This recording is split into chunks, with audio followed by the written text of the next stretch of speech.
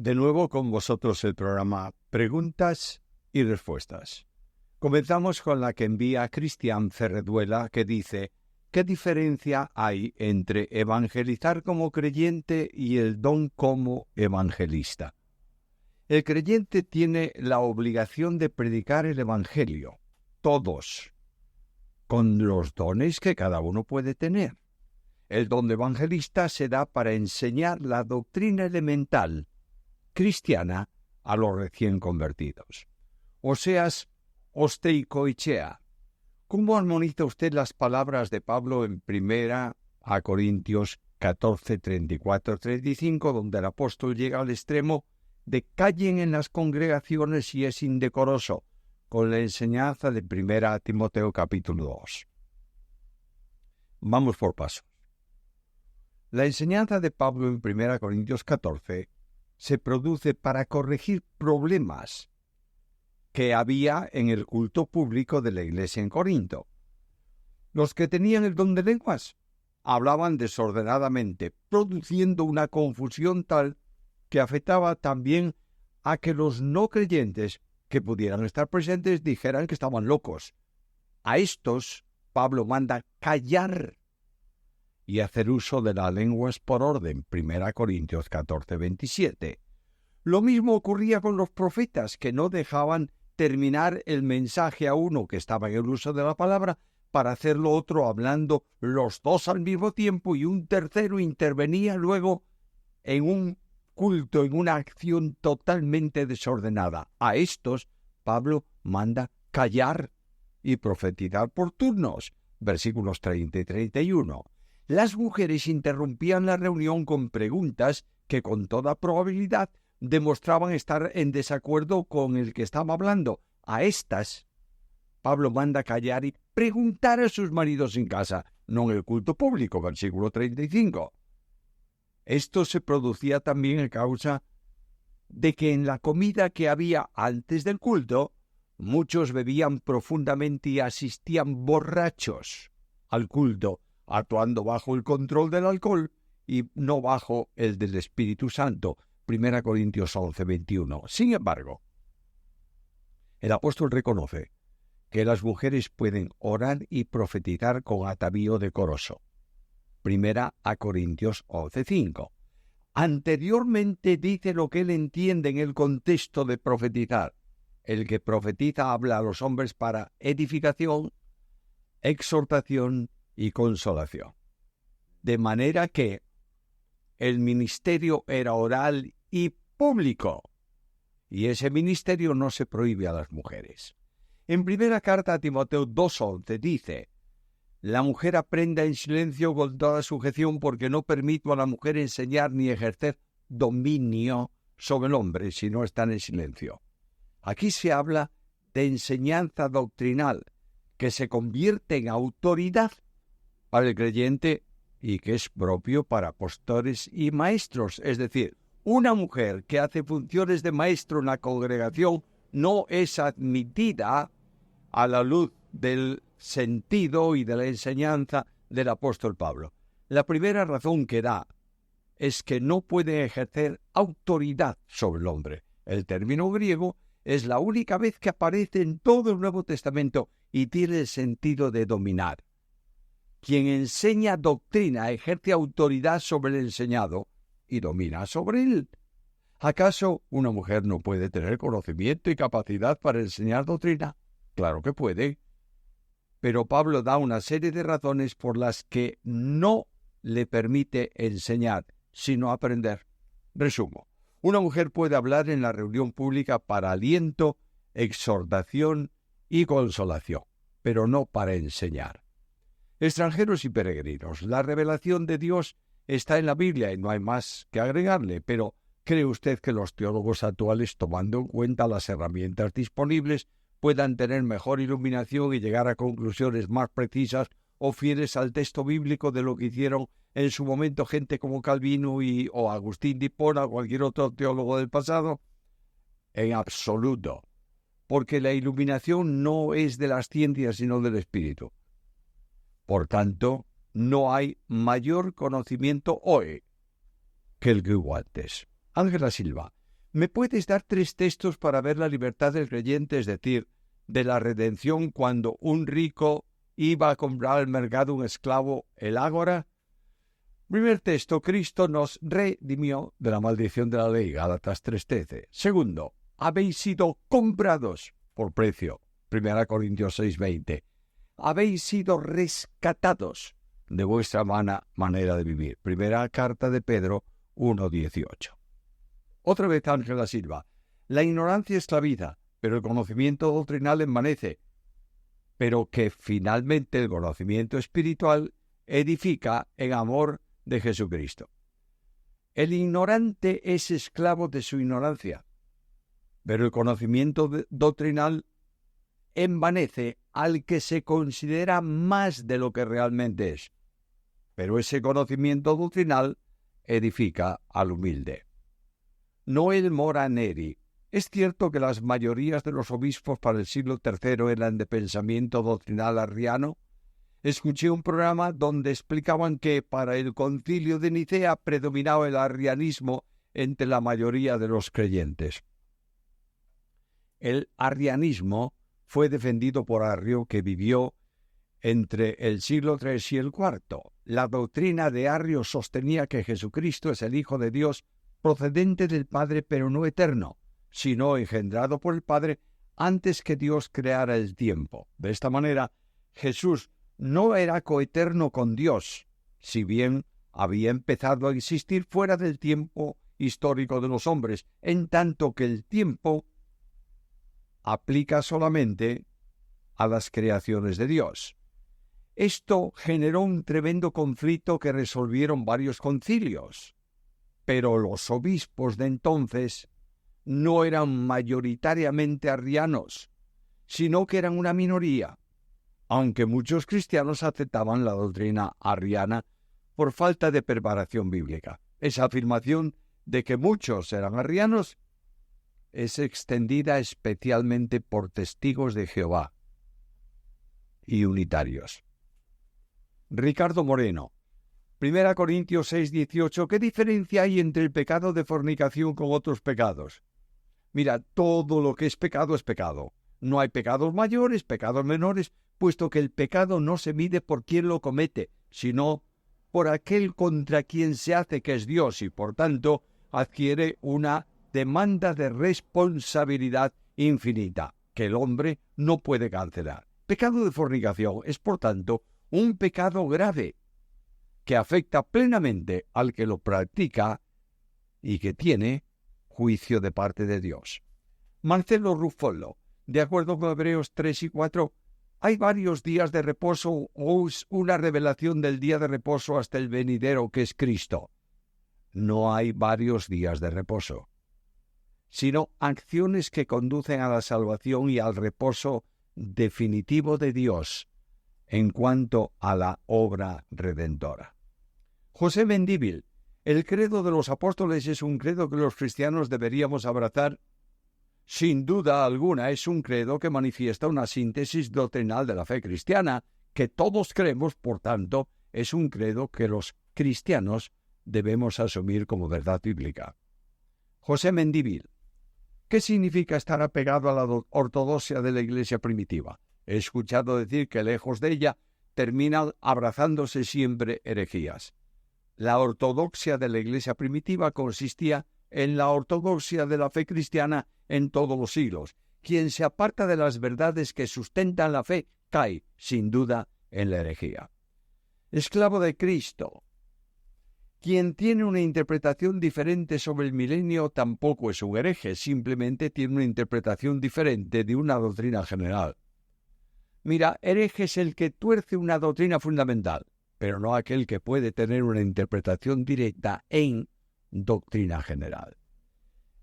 Héctor Gabriel Bacamora, acabo de escuchar la respuesta que usted dio, esclavo de Cristo, y simplemente no respondió su pregunta. La pregunta no se enfocaba a los modos optativo o subjuntivo, sino al modo indicativo. Lo que dice esclavo de Cristo es cierto. Si Dios hubiera querido enseñarnos que su expiación es potencial, hubiera usado los modos optativo o subjuntivo. Pero Dios inspiró esos textos usando el modo indicativo. Es tan sencillo como decir, Cristo me salvó. La Biblia no dice, Cristo me hizo salvable. Cristo murió por mí. Dice el texto, no dice, Cristo hizo posible mi salvación. Cuando tú mismo cantas a Dios y oras, estoy seguro de que no le agradeces por haber hecho posible tu salvación. Tu espíritu le adora porque sabes que murió por ti y te salvó a ti, no por haber hecho posible la salvación o hacerte salvable. Los dos conocéis mucho del griego bíblico, pero no os dais cuenta que estáis generando una confusión. Cuando en Juan 3:16 dice que Dios amó al mundo, incorpora luego en la frase el caso nominativo masculino singular del adjetivo indefinido todo, que condiciona el verbo antecedente, y que no lo limita solo para algunos, sino para todos los que crean. Ten en cuenta que este verbo está en caso nominativo masculino singular del participio de presente en voz antigua. Luego, no es un presente como dices. Y por si eso fuera poco, el verbo al que hace referencia en cuanto a perderse, no se pierda, dice el texto, está en tercera persona singular del aoristo segundo de subjuntivo en voz media. Amigo Héctor, ¿puedes decirme cómo se usaba el optativo en el griego clásico? ¿Y por qué el uso que llegó a tener el optativo en koiné? ¿Te has parado a ver cuántos verbos relativos a la salvación son deponentes?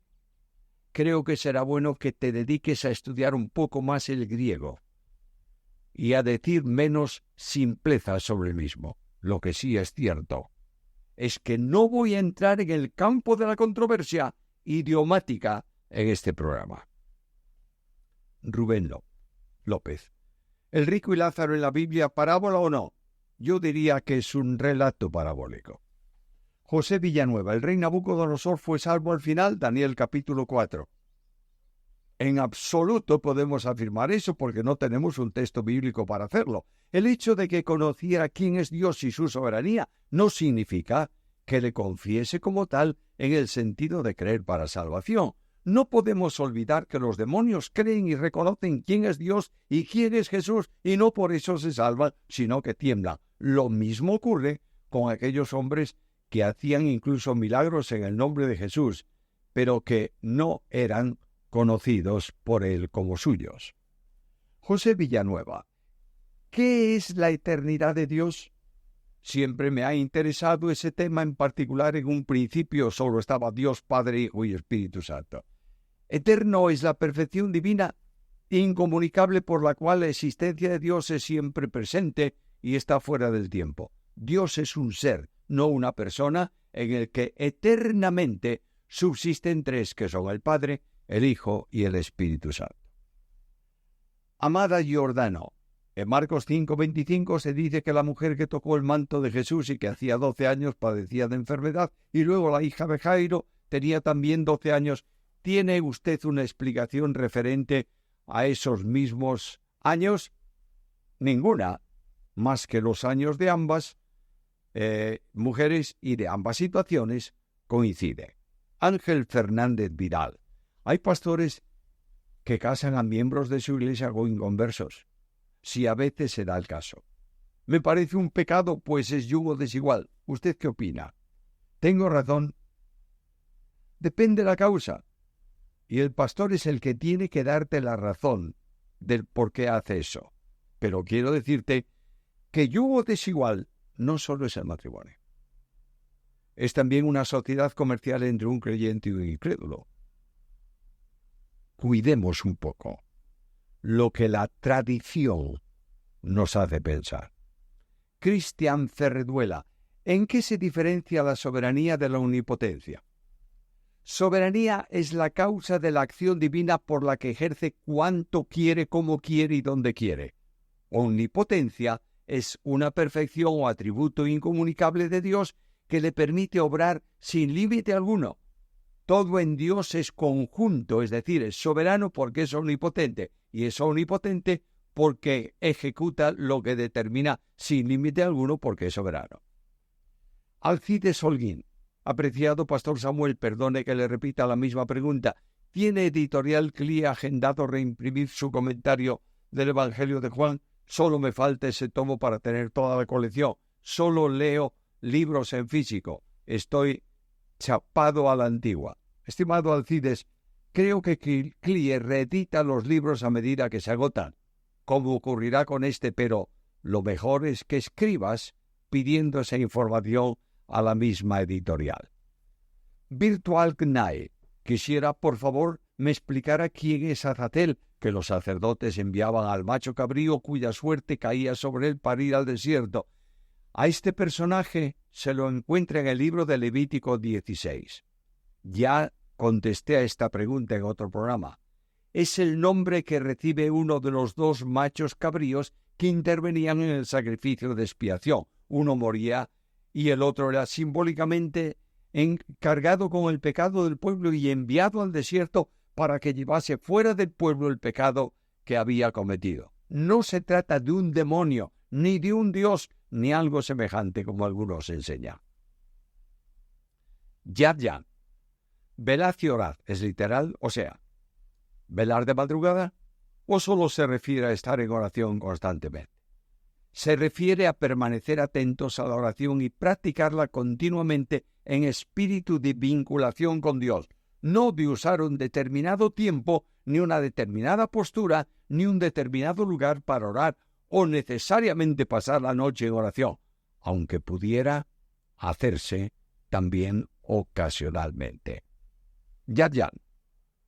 Cuando leo ciertos versículos del Antiguo Testamento, a veces me surge la pregunta si esos versículos podemos tomarlos para nosotros. Versículos como cuando pases por las aguas yo estaré contigo. Clama a mí, yo te responderé y te enseñaré, etc. ¿Es correcto tomarlo para uno o fue específico para el pueblo de Israel? Perdón si la respuesta a esta pregunta es muy obvia o lógica, pero pasa por mi mente. Acabo de contestar esta pregunta en un programa reciente. Antonio Fernández, Jesús bajó al seno de Abraham. ¿Qué es eso de bajar al seno de Abraham?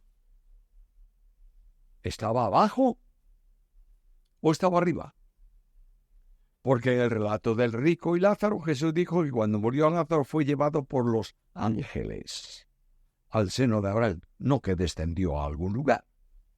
Eso de que Jesús fue en espíritu a algún lugar donde estaban muertos o incluso demonios, entre su muerte y resurrección, no tiene sustento bíblico alguno. Ruth, ¿qué es la blasfemia contra el Espíritu Santo? La verdad es que es algo que no entiendo mucho. Estoy estudiando la palabra y quiero aprender. La blasfemia contra el Espíritu Santo se produjo en tiempos de Cristo, cuando Jesús hacía las señales que manifestaban que era el Mesías. Los líderes religiosos de los judíos sabían que era así, como es el caso de Nicodemo, pero por envidia decían que no era el Mesías, sino un aliado del demonio, y que el Espíritu Santo por el que expulsaba demonios era, por tanto, Satanás, ese pecado que llama demonio a Dios, hecho conscientemente, no tiene perdón. Ese pecado no puede darse hoy, porque no están el Mesías haciendo milagros mesiánicos y no se dan las circunstancias del tiempo en que se cometió. Álvaro Arias. Las palabras someterse y sujetarse tienen el mismo significado, por ejemplo, Romanos 6:16, 13:1, Efesios 5:22. Estas dos palabras tienen la misma aplicación o su aplicación es diferente.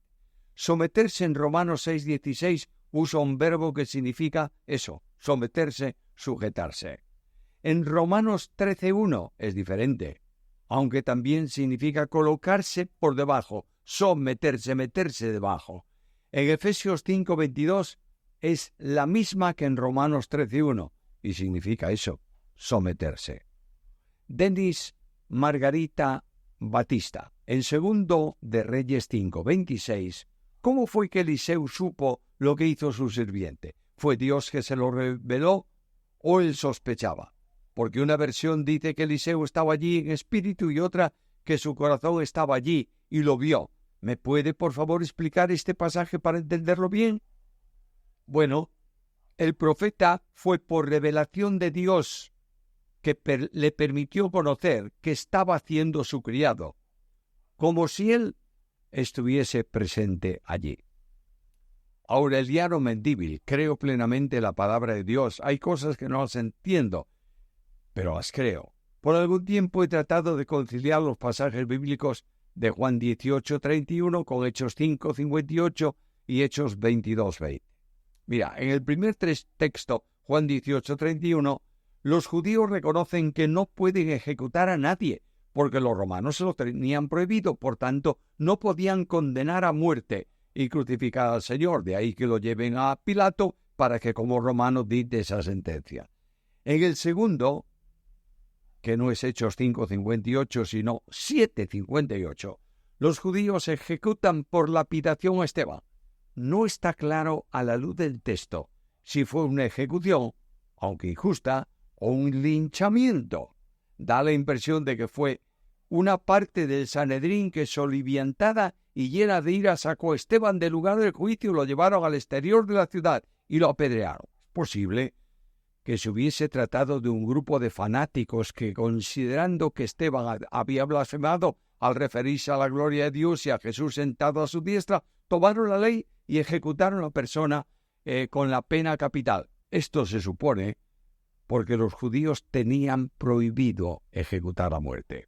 En tercero, en Hechos 20:22, Pablo hace referencia a la presencia personal suya en la muerte de Esteban, y que como testigo de cargo y miembro del Sanedrín guardaba la ropa de quienes estaban ejecutando la pena por apedreamiento.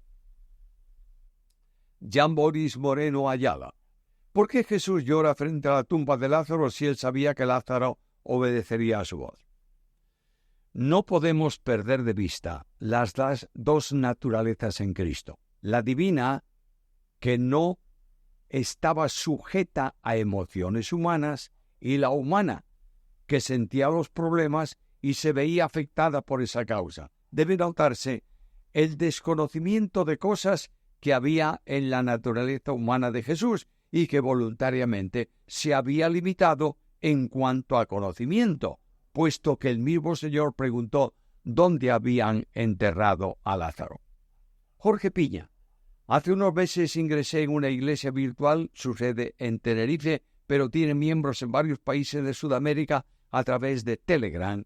Se hace todo lo que se hace en una iglesia: reunión de hombres, mujeres, niños, oración, culto general, etc. ¿Cree que es correcto quedarse así o buscar una iglesia presencial? Mira, no puedo decirte qué debes hacer.